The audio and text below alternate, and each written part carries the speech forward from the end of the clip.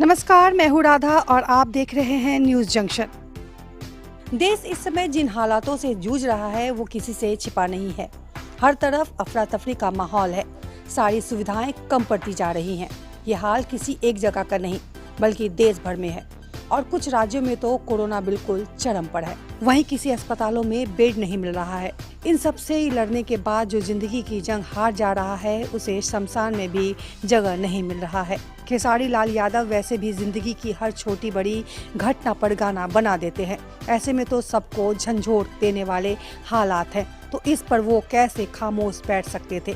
इसलिए उन्होंने मौजूदा परिस्थिति पर काफी भावुक और दिल को छू लेने वाला एक गाना बनाया है जिसका नाम है इंसान खिलौना हो गई, जिसे लोग बहुत ज्यादा पसंद कर रहे हैं।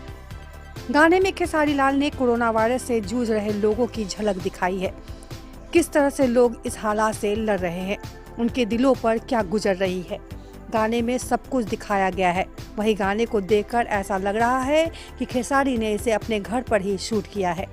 आपको बता दें, ये गाना #1 पर ट्रेंड कर रहा है। इस गाने को 30 अप्रैल को रिलीज किया गया था, जिसे अब तक 1.5 करोड़ से ज्यादा व्यूज मिल चुके हैं। इस गाने को खेसारी लाल यादव ने गाया है, जबकि इसके बोल अजीत हलचल ने लिखे हैं।